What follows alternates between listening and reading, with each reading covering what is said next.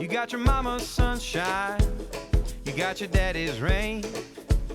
You're like a piece of heaven in a hurricane. Hey everybody, this is Josh, and this is Off the Mountain Podcast. And I'm here today with Vincent Sierra, the great, the wonderful Vincent Sierra. Thanks. I'm going to start with him this time because he feels left out sometimes. Here with Pastor Ron Vietti, here Pastor Tom Hollenbeck, and myself, Josh Vietti. And, today we're going to talk about, let me just start here. Let me say this. We are in a society where there's a divide amongst men, right? A lot of men are becoming less masculine and kind of just, going with the flow, not really working with their hands as much, behind a computer. And I get it. I understand why. And then there's another group of men that are saying, no, we're gonna be masculine. We're gonna be tough. Vince is one of those guys. Am I? Well, kind of. I mean, I work behind a computer too. Can I tell a story? I was going to say, which guy is he? I'll tell the story about Vince and his masculinity. So his daughter, can I tell us? Sure. Okay, so the other day, he sends me a video of him throwing a spear in his front yard. There's a reason for this. And his daughter comes home from school, and she starts yelling at you and saying, like, who are you? Who even are you, Dad? Why are you doing this? Why are you throwing a spear in the front yard? And it's because we did a Spartan race, right? And you have to, that's one of the obstacles. You have to throw a spear and hit a target, or you have to do burpees. So he was practicing that. So Vince is like a real man's man. He was like in his yard doing that. So you have that group of people, and then you have a group of people that are kind of going the opposite direction. And so today, what we want to talk to you guys about is how you can be a man, you can be masculine, you can be tough, but you can also be vulnerable. You can also be real. You can also talk about, what's going on inside. And I think it's important for us to do that instead of pretending like everything's okay all the time. Because when you think about masculinity, like 1960s man, right? Mm-hmm. You think of someone that was tough, that was very strong, that never had issues, never had problems. But as we all know, everyone has issues. Everyone has problems. Everyone has things that we have to deal with, right? Mm-hmm. And so there's a way to balance, I think, our thinking. There's a way to balance the way that we do things. And in life, that balance is kind of a make or break it for a lot of us. And so I'm speaking from personal experience where I suppressed a lot of feelings. I suppressed a lot of just frustrations that I had, and I would pretend that things were okay. And when you don't have an outlet, you don't talk about things, you don't express things, then they say it's like, and I've said this before in the podcast, it's like taking a beach ball and holding it underwater, and you try to go further and further and further, and eventually you can't go. The pressure rises so much that it has to come back up. At some point, it's going to come back up, and I think that for men, it's important for us to have moments where we're vulnerable, where we say, this is what's going on. Yeah, and I don't think, Josh, transparency and vulnerability is the opposite of macho. I think that it's something that can work hand in hand. Let me give you an example. I've used this many times before. Let's say you're a single guy, and you're out there and this really hot chick is really hitting on you, and you're a Christian guy, very dedicated to your values. And one thing leads to another. You end up on a date with her, and she starts putting the moves on you and tries to maybe even get you in bed. She starts really doing this thing, on you. And so you're a man, you're macho, But if you look at her and go, you know what, sweetheart, you're hot. You're really hot. And right now, I mean, my flesh would like nothing better than to sleep with you and go all the way. But, I'm a man of God, and I fear God.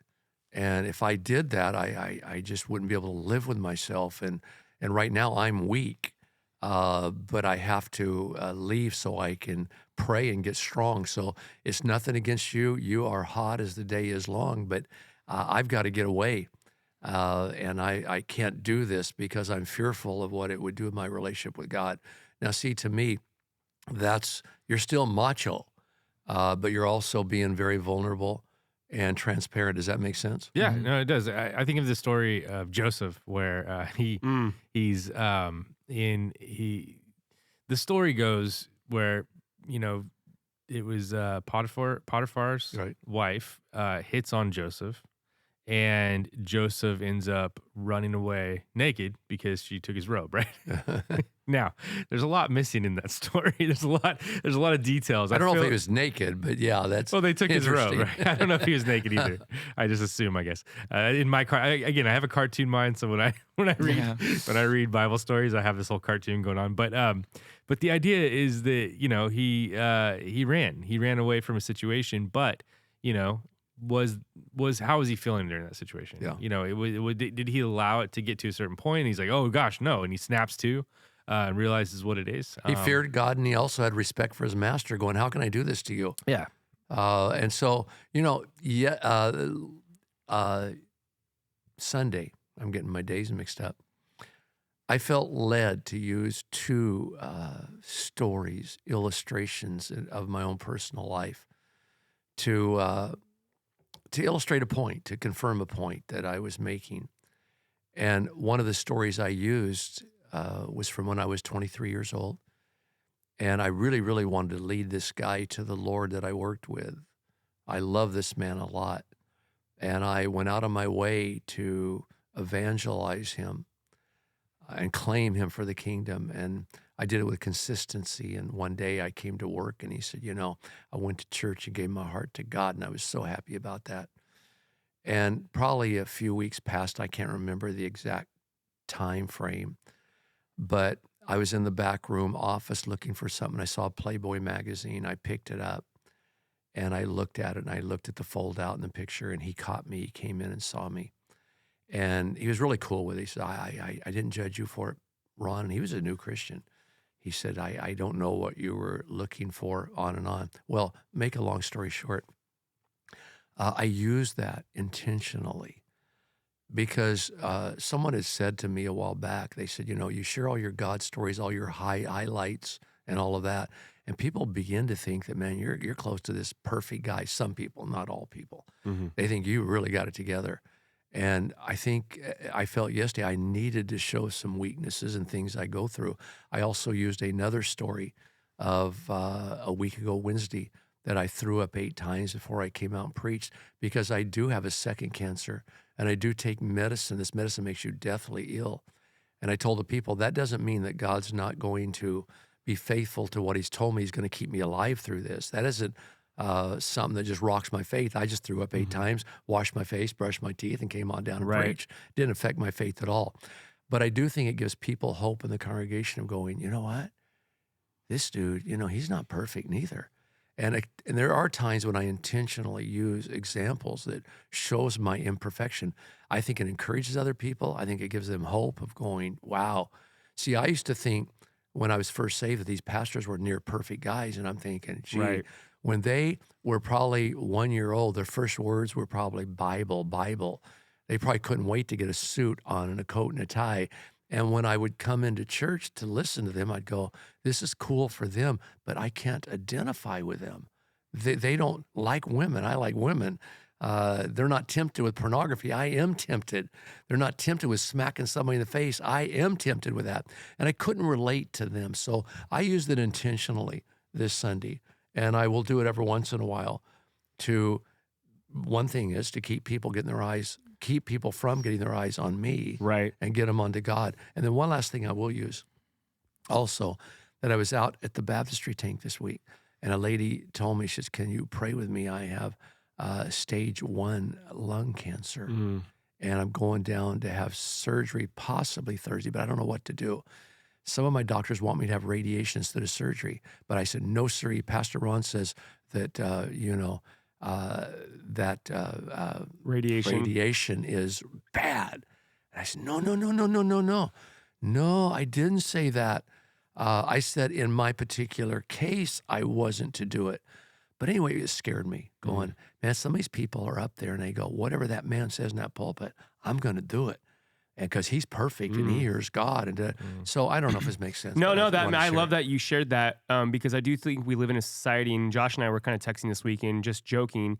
But a lot of stuff that we're consuming content-wise on TV, you have these people now, they're called influencers, and these influencers are trying to sell you their way of living. So if you do this thing and you do it just like me, then you'll get these results. Or if you don't do these things, then you'll get these results. And so there's this big, I would say, push for people to get online, use their platform to get people to do exactly. We saw a couple of influencers in Mammoth one time. We were driving down a road. Right. Were you with me? You were with me? I don't know. I driving down a road, and these girls were taking photos in the middle of the road. One was laying down on the road, and the other one was had a tripod. And I was driving, and I was like, "What is going on right now?" It's interesting seeing it behind the scenes, because I know that they probably had a really pretty picture of a girl laying in the middle of the road, but there was traffic. It was it was silly. But the problem is, you're only seeing like a half truth of what they're saying, because it's like they're living their best life. They're living their best life, right? You might see somebody like a Travel Channel. You might see them share, like you said, one photo, and they're like, "Went on this amazing trip." But what you don't know is that they went in debt. That it cost them everything to get there. You might see this one guy that is six-pack and shredded and whatever, but going down that journey, he got into steroid use, and all of a sudden he's unhealthy. You don't know what's behind the scenes, so you're being sold this thing, but the truth is actually something completely different. And in your line of work, Pastor, which is in our line of work, and being a pastor, you cannot stand in the pulpit and say, this is the only way. Here are some suggestions, but our goal is to lead people back to Christ, as you do every Sunday, saying, I'm imperfect, I'm broken, I'm messed up, and that's why we need a Savior. Yeah. So it moves beyond just the thing we're trying to sell. Yes, we want you. Here are some things that have helped me along my journey, but ultimately you have to get back to God. Well, part of my ministry is I want people to see my weaknesses and then see how God still uses me in spite of them.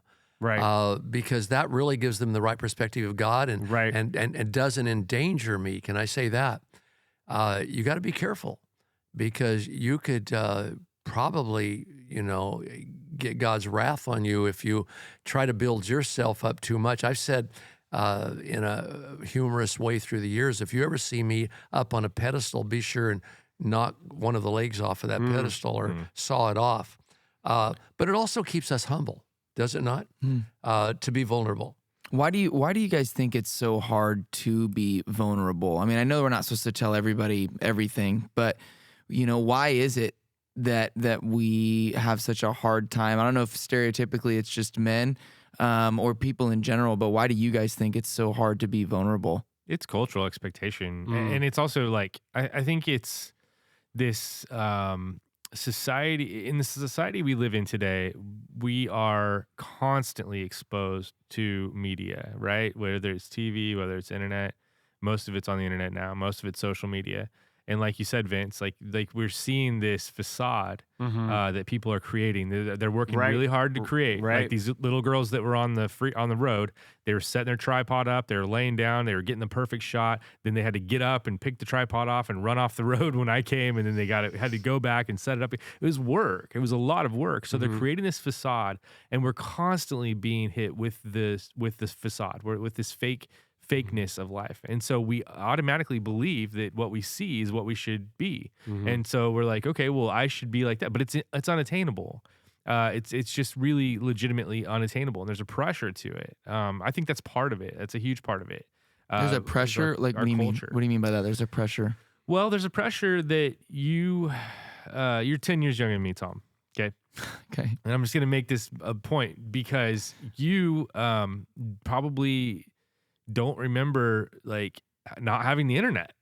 I mean, you were like 5 years old when the internet was vaguely. Really, I think I was like 7, something like that. Okay. Yeah. Well, 1994, right? Yeah. Is when the internet was. Is that right? Yeah. So it's actually, it might not have been prevalent at that point, but you're so with us, I remember getting a phone and having to text people and feeling anxiety when I got a text message, because I thought, what do I do with this? Like, do I read this now? And do I have to get back to this? And then we had the phones where you had to, like, with the numbers, you had to click 2 or 3 each number. times. Yeah. And so it was like it was a stress, and we had to adapt to it. And then social media was a big adaptation that we all have experienced. And so there's this like adaptation process that I think that our generation had to go through that the younger generation didn't have to go through. So I think that the pressure's still there for the younger generation. They just don't realize it as much because they started in a high pressure They live in it. system. I think Yeah. pride too has a huge part of that, and vulnerability. I think, you know, we want people to view us a certain way.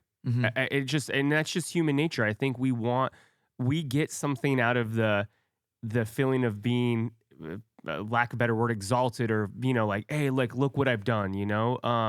And so there's something that we get out of that. So I think pride, being able to come back and really think about pride. I think guys struggle with it, obviously, a lot more than women.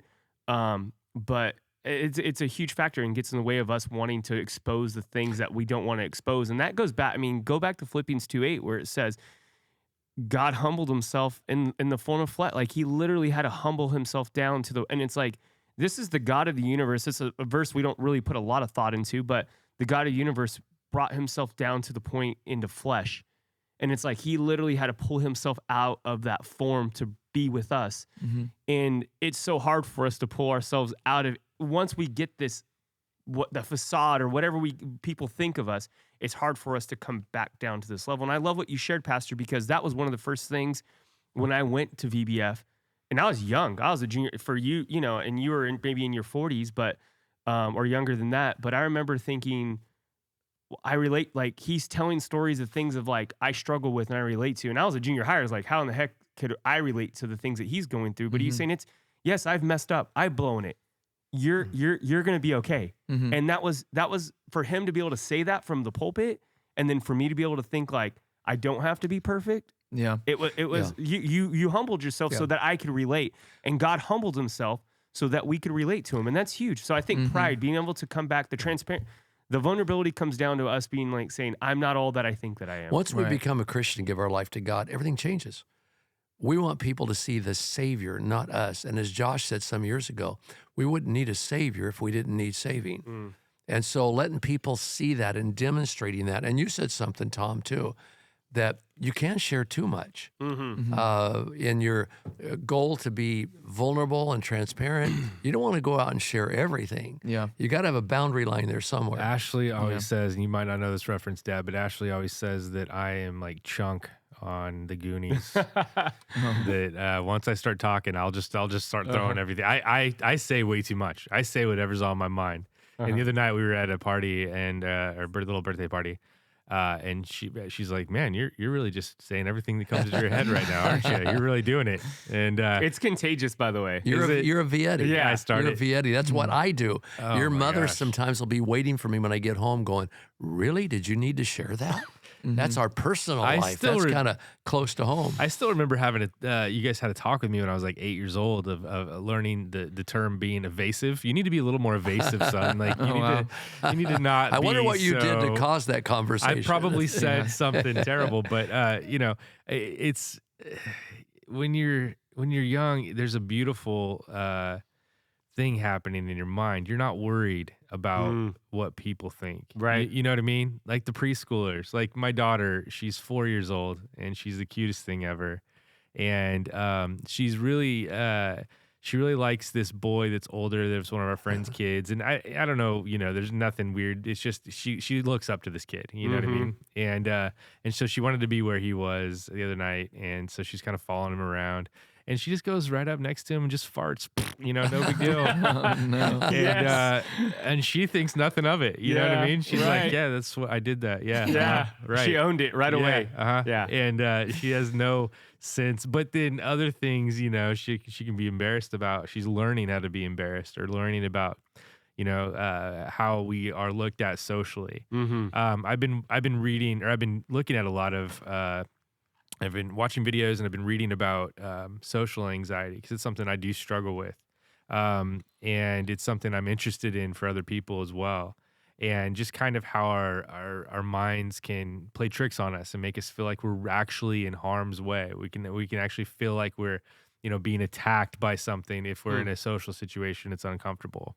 And just seeing how our minds can play tricks on us and how, you know, in this society where, you know, we have adrenaline dumps when we shouldn't, like, it's just really interesting that we live in this society where stress is there, but it doesn't need to be there. You know what I mean? Right. When they're like, if you go on Twitter or X, whatever, and you just start scrolling, you'll see all these things that people are almost inventing, right? They're inventing things to be afraid about, or inventing things to be like, these conspiracy theories and all these things. Like there's an excitement to, I think, having that adrenaline dump. And you think about the people back in the day, the tribal people that were running from lions and tigers and bears, right? Right. And that was exciting for them as well, I think. I think it was like part of life. And I think for us, we don't have the physical safety issues as much, and we have all these other things that we turn to.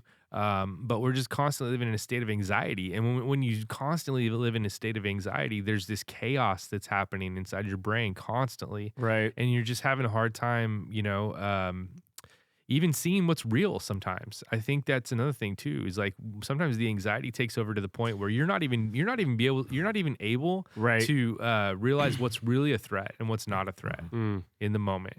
Something I learned a long time ago with American culture is that we don't really have a rite of passage from youth to adulthood.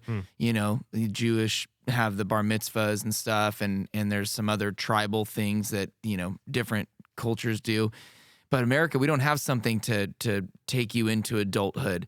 And it's interesting because if you think about, because your statement earlier about how men are less masculine or something to that effect, well, they don't really need to be, especially if the majority of marriages end in divorce and you got single parent homes. And so you've got mom raising half the time, dad raising half the time.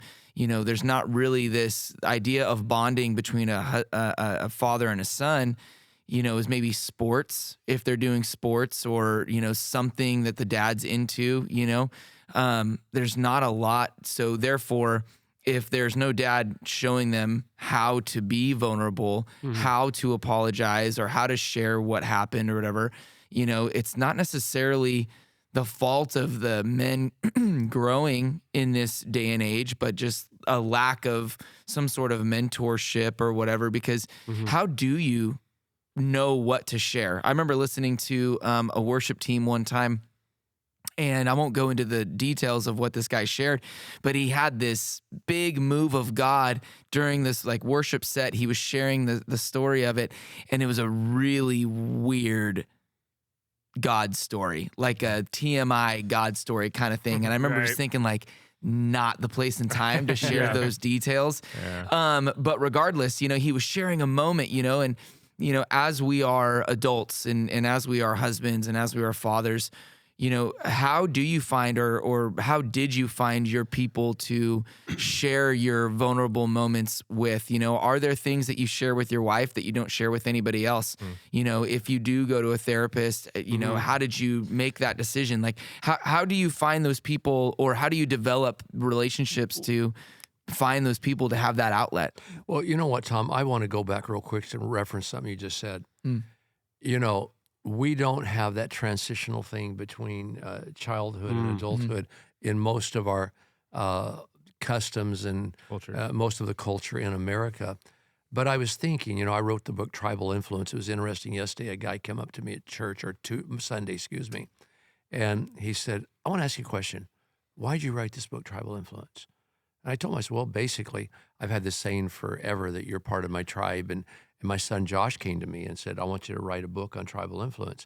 But I was reading something the other day, how many Virginia Indian tribes and groups practice something called, I know I'm not pronouncing this right, Huskana. And what it is, the ritual had the structure of a typical rite of passage. The young boys were separated from ordinary society, sequestered in the forest for a period of time, and then returned to society with adult status. The first stage lasted for 3 days, the first 2 days of which were devoted to dancing. And I've heard that before, that they'd take these young boys and put them in the forest 3 days by themselves. And they'd have to overcome their fears, and they'd come back as an adult and they'd do a big party thing. And I'm guessing the forest in Africa is a little different than the forest here, too. The forest I in here think is this scary was American. too, This was American Indian. Virginia. This is Native American. Virginia, Got it. And so, Okay. so anyway, are we missing something by not developing something not like that. We don't want to take our kids I out of the don't force know. and leave them, but Maybe. Yeah, if they're trained. VBF starts something brand new. Yeah, some days I did. What was cool, and I'm not saying this. And I have something to say what you said too, Tom. I did want for Huntington. I don't know if you kind of gave me props for this, Tom, and I appreciated that. Oh yeah, I'll never forget this. I wanted for my kid going from 8th grade to high school. I wanted to give him a rite of passage. So I took him on his first backpacking trip, and it was for him and I to spend just this alone time with one another. And we actually took my dad too, which was really cool. But we went on this trip where we were able to be vulnerable, transparent, have a lot of trail talk, a lot of guy talk, a lot of laughing, a lot of, we have stories from that trip that I'll never forget. But for me, that was my way of transitioning into like, hey, you have to survive the wilderness. And people might not know. I had a third child, and I did the same thing. Never saw him again. So I don't even know where he's at. Nice. He didn't survive. That's why we got that mail. That's why we got that he mail didn't survive from, the wilderness. from a Jacob. But I love what you said, Tom, about how do you get there, and you talked about fatherhood and what conversations you have and stuff. This goes back again to the whole influencer thing and this whole thing. A lot of times we try to emulate or take things from things we've learned, professionals we watch online. Hey, there's this person on Instagram saying this is how you should raise your kid. And then we hear over here, this is how you raise your kid. When reality, being present with your family, and you talk a lot about this a lot, Pastor, and I love this, knowing the bend of each one of your kids, you don't learn that unless you're present with people. Mm-hmm. And you can try to take something you learn from a book and apply it to your kid and fail miserably. Even though that book may be amazing and it may have a lot of good points, if you try to apply that thing to this kid, it may not work because it is not that kid's bend. And so not being present with your family and being with your kids is the only way that you are going to learn how to work with your kids on a day. It's like if you were working with clay and you were molding it up and then you left it, you'd come back, it would be hard. Yeah.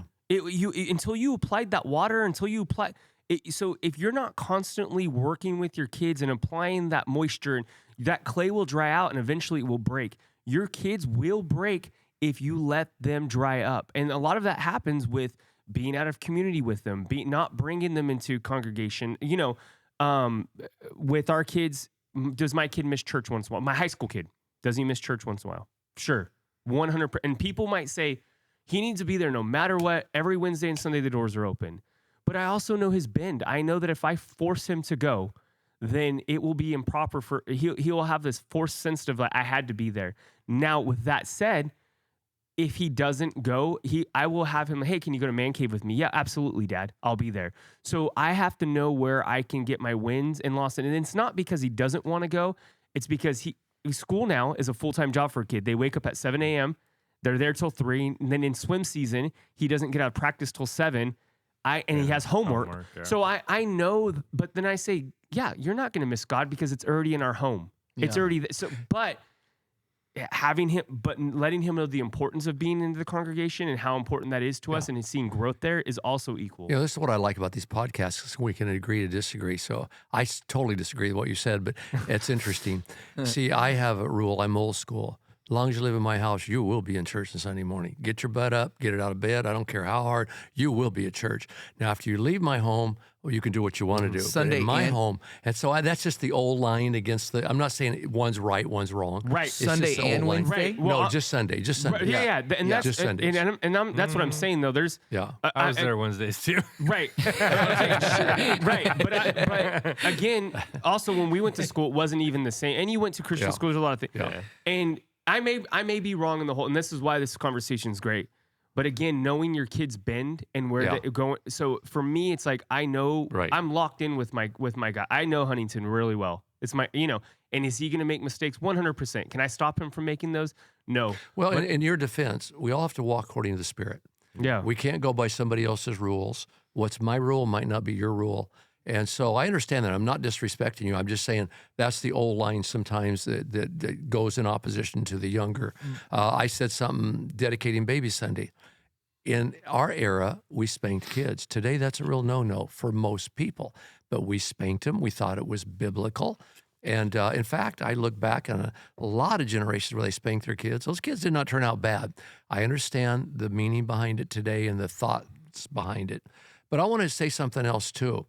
When we're vulnerable and transparent, we give people reasons to pray for us.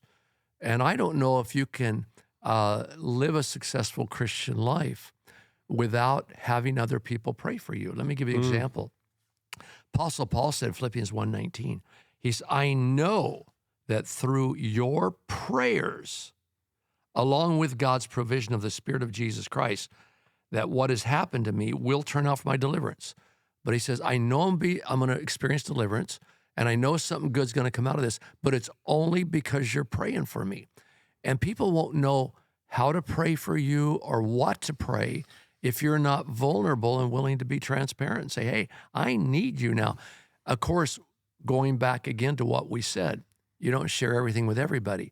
I have basically 4 people in my life, or possibly 5, that I go to on a pretty regular basis, and I'm very transparent with them, very vulnerable, because I believe that you need more people than 1 or 2 praying for you to sometimes have victory in your life. You know, I think there's a really important step, a key step, before you can be vulnerable with others, and that's being honest with yourself. Yeah. I think a lot of people, they're not honest with themselves about where they are. They never do any self-reflection. They never, think about, what am I doing that's right? Good. Where am I going wrong? And that's biblical. It's biblical for us to have self-reflection. That's what communion's all about, right? Part of what communion's all about. The main part of what communion's about is remembering Jesus. Yep. But in that remembrance, we're supposed to look inward as well, and we're supposed to, say, am I lining up with Him? Am I lining up with the things that He's taught me? And so, it's really ingrained into our faith, but it's also in every single discipline book you've ever pulled up. You have to look inward. You have to say, am I doing right? You have to be honest with yourself and have a self-reflection attitude. People don't do too well with that, though. But and I totally agree with what you're saying. My example is very, very surface level. I have a lot of people ask me, hey, how are you doing? And the first time I hear it, I stop and I think for a second, because I'm like, good. But when those people receive that first pause, they're like, oh no, what's wrong? Are you really okay? And I'm like, yeah, no, I was just thinking about your question, because I wanted to be authentic. I'm going to tell you, I forget the details of the story. But years ago, a man of God tested this out. He said, I stood at the back door every Sunday to greet people and shake their hand. And people would say, great sermon, Pastor. You're doing great. How are you doing? How are you doing? And he says, I would say, doing great, fine, thank you. My wife died, let me erase that. He didn't say fine, that's what we say.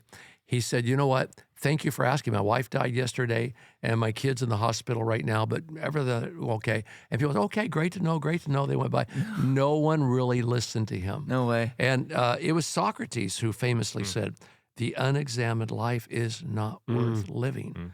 And so we have to examine our life constantly and go before God. And there's a fine line, I think, between self-reflection and self-critical. You can easily jump that line. Oh, fine line. And that's a balance that you have to learn to walk. And I think that one of the best ways to know the difference is to journal, because just thinking, it's easy to get into an unhealthy kind of rumination of thinking where you're constantly thinking about the negative things over and over and over.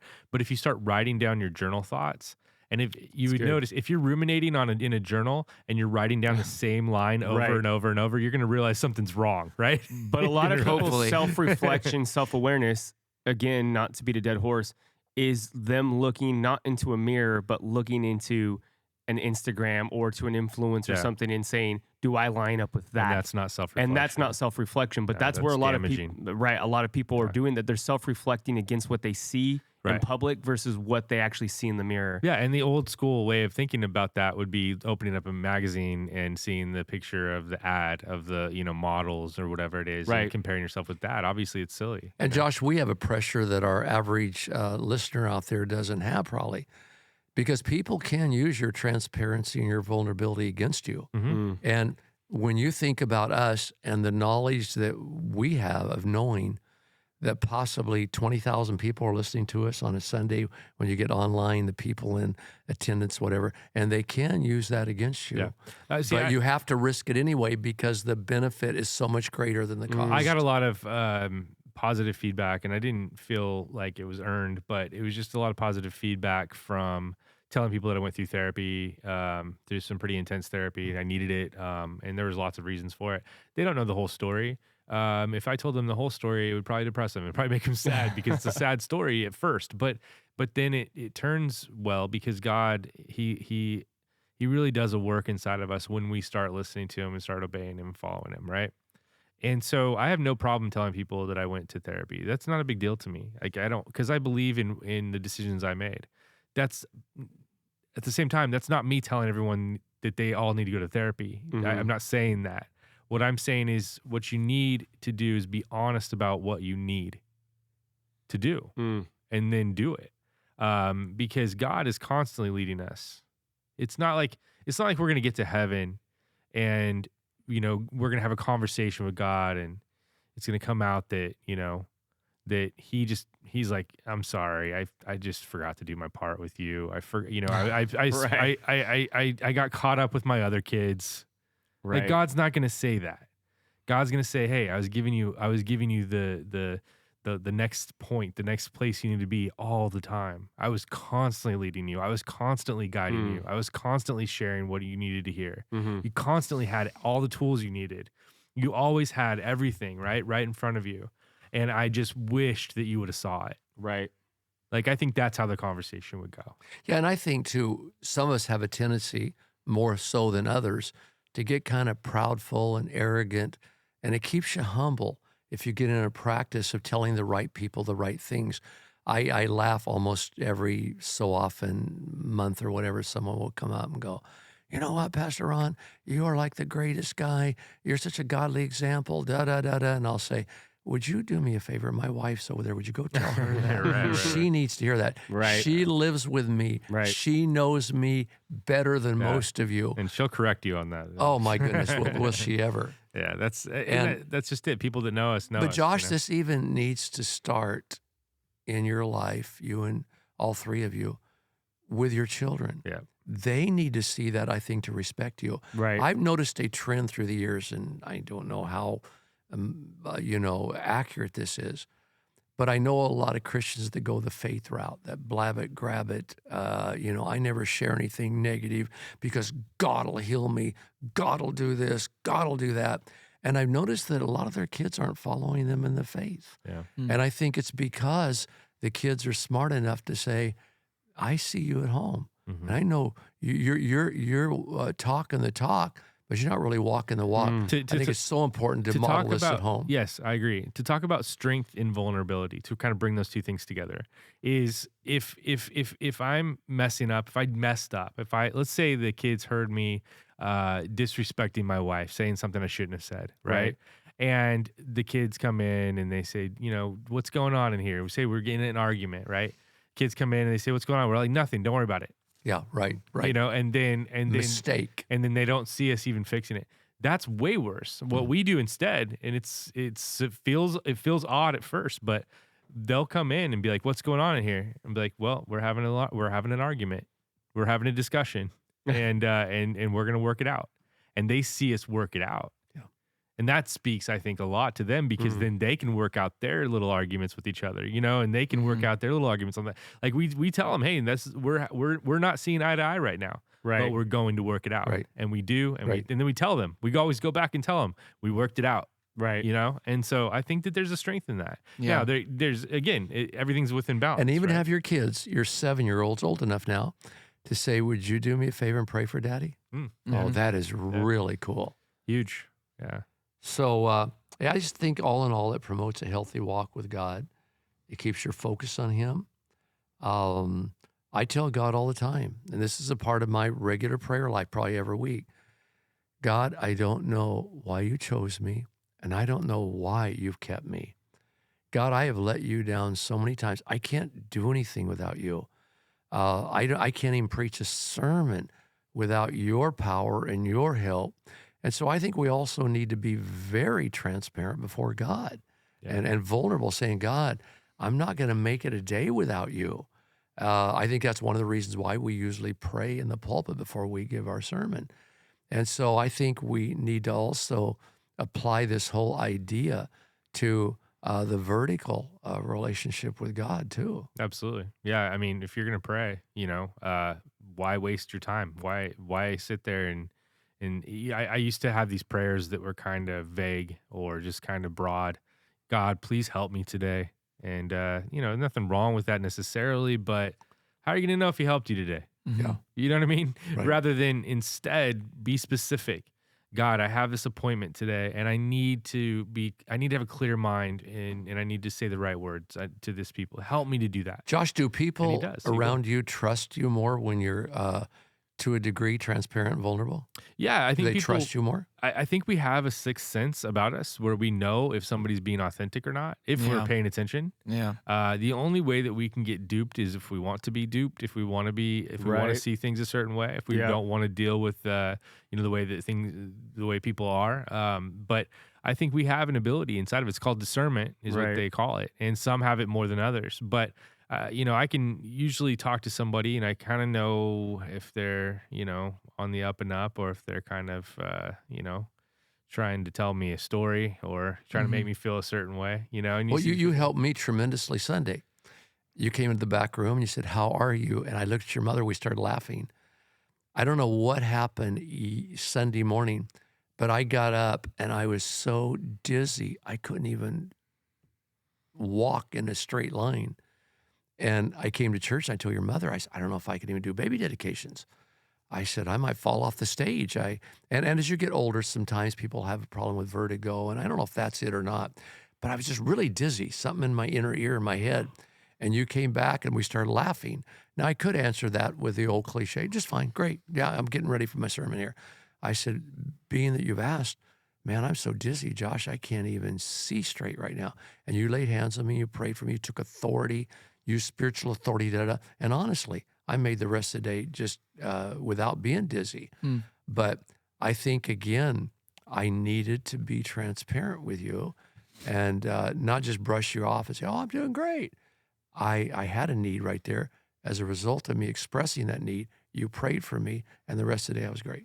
Do you think Jesus wanted those three particular disciples to see his vulnerability in the garden when he brought the three that he always, because the mountain transfiguration, but just to think about how the prayers that Jesus was praying, God, take this cup from me, but not my will, but yours be done. Were they in earshot to hear him say those? I think so. But again, intentionally. I'm not so sure that he needed to let them see it as much as he didn't try to hide it. He was living organic. Yeah, that's true. I love that. Because sometimes he would go away to pray. Yeah. He would go away. But that one specifically, Yes. like what a vulnerable, He just didn't try to hide it. he's such an example for us, to be vulnerable. And he empowered, think about the story. He comes down and he goes, why are you guys sleeping? You should be praying. And imagine the guy you think is Messiah, I should be praying? Yeah. Like, what is my prayer going to do? Like, you're the guy. And so it's like, for him to say, like, your prayer is also so meaningful, had to empower them. And sometimes as like leaders, public figure, sometimes by not, the transparency is like, I hold all the power, I hold all the cards. And so you need me to do this thing. Yeah. When really we should be empowering people, like, you don't need me to pray for you. You have that power. And so that's the second side of that transparency, letting people like, you don't need me to do this thing. You let me empower you to do this thing. And that's really hard for people to do. And, because people want to keep their platforms. They want to keep their money. They want to keep whatever they have. And really we're called to give that away. It's funny, talk about preaching, Dad, and praying beforehand. I spend time, and I call it pre-gaming, right? I spend a lot of time in prayer, but I don't just pray. I'm very specific about how I pray before I speak. I'm really emptying myself. That's my whole purpose in praying. I'm emptying myself of my thoughts, of my desires, of everything that is me. I'm trying to empty myself as much as possible, and I'm trying to be filled with the Spirit as I go out there. And I think that we underestimate how important it is to regularly empty ourselves. And empty ourselves of just the things that could get in the way, the things that could bother us. What do they say? Like if you're golfing really well and then all of a sudden you're not, it's because you picked up something that you shouldn't have picked up, right? Right. And I don't want to like scare people or worry them that they're picking up things out there, but in life you do. You kind of just take on stresses. You kind of just take on tension. Like that's like a tension headache, right? I've been thinking about that because I have those a lot. A tension headache is the result of being tense, of not, of not just being loose and letting go. Like if you let go and you're loose and you're just good and you're drinking water, it's like, okay, the natural thing is to be not tense, but the unnatural pool of life, the gravity, the stress, the things that we're worried about bring attention, and a tension, not attention, but a tension into your life. And so I think that there's a spiritual tension, there's a physical tension, there's mental tension. And I think that that's where like stuff like meditation is really important. It's biblical. People think it's not. They're like, oh, it's like yoga. No, it's biblical. It talks about it all the time. Meditating on God's word. Meditate.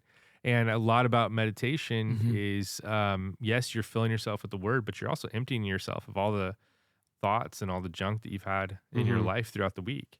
I think it's good for a healthy marriage too. They used to have these counseling sessions and these getaway retreats or whatever, and I used to make fun of them, where a counselor would come out and have the man and woman sit down and would start telling the man, I want you to go deep and get a hold of your feminine self. And I just had a riot with that going, yeah, right. I don't have a feminine self, This is so stupid. But I think in a healthy marriage, there's a certain degree of saying, I need you. I can't make it without you. I really need you. I had... at 40, 50 years of age, had a marriage that a lot of people probably would have liked to had, or maybe at least if they had that kind of marriage, they might have been stronger. But there's a whole lot I could tell my wife. I could come home and say, you know what? I was out there today and I really got tempted in a situation and had to do with a female. And I didn't know, did I handle it right? And again, there's a line to that. You have to know your marriage. You have to know your wife's personality. But she would say, Ron, I don't think you need to go there anymore. I think you need to stay away or whatever.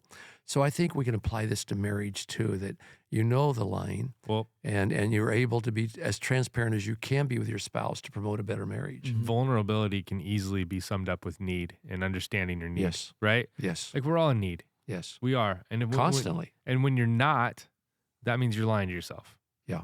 I mean, that's the truth, right? Yeah. Even if you don't need a lot, you still need. And even if you're getting what you need, you're still needing it before you get it. So we're in need constantly. Let me ask you guys a question because I think it's very important to your spiritual health. I have my stretcher bearers. We have that story in the Bible that these 4 stretcher bearers carried this guy into the presence of Jesus. And when we teach on that text, we go, who are your 4 stretcher bearers? I have, right off the top of my head, I've got 4 people that I really, on a pretty constant basis, I share my weaknesses with them because I'm requesting prayer. So here's an honest question. Do you guys all have 3 or 4 that you go to on a pretty regular basis, maybe 2 times a year, 4 times a year, and ask them for prayer and share your heart with them? Another great question is, would you be willing to be one of those guys? That's true. It's a two-sided coin. Yeah. But let me ask you this, and again, I'm not putting you on the spot. Maybe I shouldn't even force you to answer that. But I don't think you will get as far as I've got as far as still being in the ministry and being able to have some degree of success. By the way, man, couldn't even find a parking place yesterday. Was that cool or what? We baptized 46 people. Sunday, I keep saying yesterday. Sunday, we baptized 46 people. And if you're listening to this podcast, you don't know who we are. We all work at a church. We're all in ministry. So, but going back, I don't think you guys will get to where I'm at today if you don't have these people. Right. Identify them. Let them know that you have chosen them because you really trust their confidentiality. And I can name you mine right now. And so again, I'm not forcing you to answer that, but I'd really like you guys at some point in the future to be able to have at least 3, be able to name them and use them at least 3 or 4 times a year and say, hey, need your prayers right now. Yeah, Pastor, I do. I have at least 3 guys, and it's I don't know how you become a quality husband, a quality man, quality father if you don't have people that are praying for you in your corner. I don't think you can. Yeah. I don't think you can. It's too difficult. You can't take that on your shoulders. Apostle Paul, we're looking at the giant in the Bible. This giant man of faith said, "Hey, without your prayers, I'm not going to make it through this." Mm-hmm. And I think we're probably not very intelligent. And you have to push past Not very intelligent. the discomfort of what you're going to share with them. You have to. But I don't think we're being a real intelligent Christian if we don't have those people, because it is the prayers of these people that are going to get us through a lot of situations and make us successful. Right. I've always looked at prayer kind of like a relay race, where if you're running that first leg, you've got to hand it off so that someone can help you to keep going. Because just in praying with my wife alone, my wife will pray for things that I never would have thought of. And the other day we were praying for something and we talked about it. And she said, "You think that way about me? Because I think the same thing about you." And then imagine if you had other people praying different things that you never would have thought of. It's just it's like a relay race. Yeah. That's how I think about it. That's true. That's And a it good makes these friendships even grow a lot. Going, man, I'm one of your key people that you trust me enough to go to me with these things, and so it really develops a deeper friendship. Yeah. So I kind of leave you with that. I don't know how much further we want to go with this today. Yeah, no, is there anything else we want to say about this? There's a lot to say, but I think that the importance is just to be humble, and humble doesn't mean thinking less of yourself. It means thinking of yourself less, right? And and thinking and realizing that you're part of something bigger, Yeah. Well, we love you guys, and again, appreciate you so much when you come out and say, "I'm enjoying the podcast. I'm listening to the podcasts."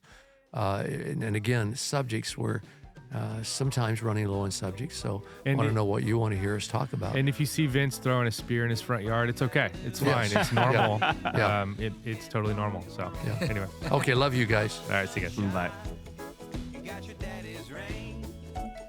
You're like a piece of heaven in a hurricane. And it's bubbling over like sweet champagne. You got your mama's sunshine. You got your daddy's ring. You got your mama's sunshine. You got your daddy's ring.